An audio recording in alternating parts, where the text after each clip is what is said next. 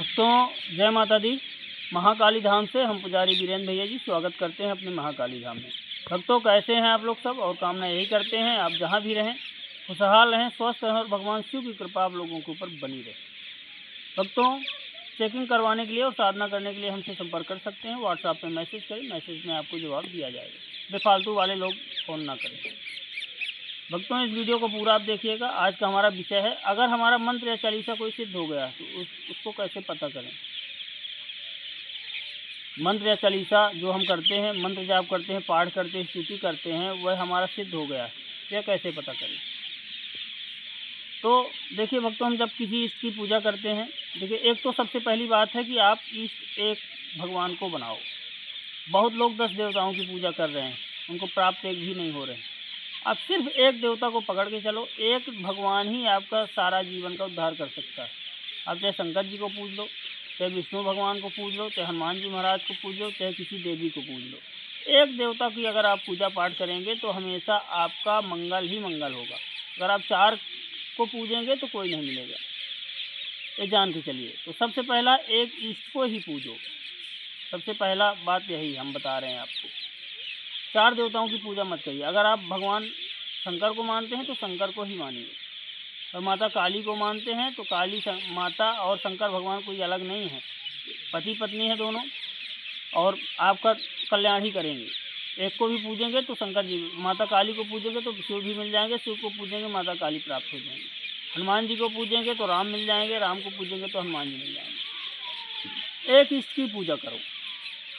तो आप जिस इष्ट का मंत्र कर रहे हैं, उस जैसे आपने कोई अनुष्ठान किया कि चालीसा का अनुष्ठान किया, तो कैसे पता करें यह सिद्ध हुआ है कि नहीं। तो हम कुछ लक्षण आपको बता रहे हैं। अगर यह लक्षण मंत्र अनुष्ठान के बाद या जाप के बाद आपको प्राप्त हो रहे हैं, या कि चालीसा पाठ करने के बाद आपको चालीसा का अनुष्ठान करने के बाद प्राप्त हो रहे हैं, तो आप समझ लेना कि हमारा चालीसा या मंत्र या पाठ सिद्ध हो गया।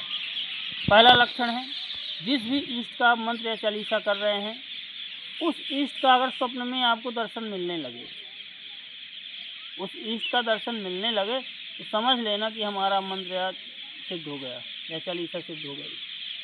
स्वप्न में आपको अचानक इष्ट के अपने दर्शन होंगे। जब आप रात में सोएंगे तो आपको पूरी साक्षात दिखेंगे। तो अगर यह अनुभव है, यह व्यक्ति के अनुभव हैं, स्वप्न सारे झूठे नहीं होते, कुछ सत्य भी होते। जो लोग सत्य के मार्ग पे चलते हैं, जो भक्त होते हैं, उनको स्वप्न तभी आता है जब कोई अच्छा काम होगा या बुरा काम होगा।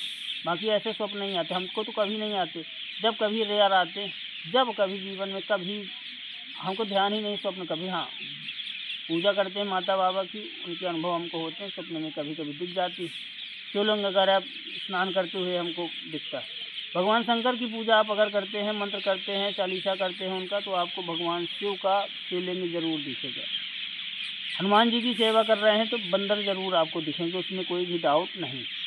अगर आपका मंत्र या चालीसा आपने अनुष्ठान किया है, या कि हमेशा आप मंत्र जप करते हैं, चालीसा करते हैं, तो बंदर जरूर आपको दिखेंगे। बिल्कुल सत्य बात है। हनुमान जी की पूजा करते हैं आप, तो अगर आपके मंत्र सिद्ध हो गए हैं, चालीसा सिद्ध हो गई है, आपको जो है तो आपको लगेगा मैं उड़ रहा हूँ स्वप्न में, आपको ऐसा एहसास होगा। ये सिद्ध होने के लक्षण है। उसके बाद आप मान लीजिए अनुभव आपको नहीं हो रहे, तो कैसे पता करें। उसके लिए भी उपाय है। आप कोई मंत्र किए हैं, कोई अनुष्ठान किए हैं किसी देवता का, आप कोई सामने बीमार व्यक्ति बैठा लीजिए।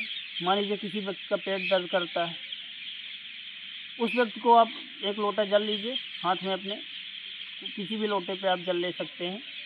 जो आपने मंत्र किया है उस मंत्र को आप 11 बार पढ़िए, 30 बार पढ़िए, उस लोटे में फूंक दीजिए पानी में, और जो सामने व्यक्ति बैठा आप उसको पिला दीजिए। अगर आपका मंत्र सिद्ध हो गया होगा, चालीसा सिद्ध हो गई होगी, तत्काल आराम मिल जाएगा। तो दर्द में आराम मिल जाएगा। हमारे खुद के अनुभव हम करते हैं, हमारे खुद के अनुभव, इसमें कोई भी डाउट नहीं है। सिद्ध होता है तो मिल जाएगा, बिल्कुल उसमें कोई नहीं होगा तो नहीं मिलेगा उसको। इसी प्रकार दर्द बराबर बना रहेगा। अगर थोड़ी भी आराम हो रहा तो समझ लेना कि मंत्र हमारा, मतलब अगर 100% में 50% भी उसको आराम हो रहा तो समझ लेना मंत्र सिद्ध हो गया। और अगर आपको मान लीजिए और देखना है, आप लौंग ले लीजिए। किसी व्यक्ति पे पेट बाधा है या कि कोई भी समस्या है, लौंग ले लीजिए आप। उस व्यक्ति को जो है श्लोक पढ़ करके आप बंधवा दीजिए, उसको तत्काल आराम मिल जाएगा। पानी पढ़ करके आप उसको दे दीजिए, तत्काल आराम मिल जाएगा मंत्र या चालीसा करने के बाद।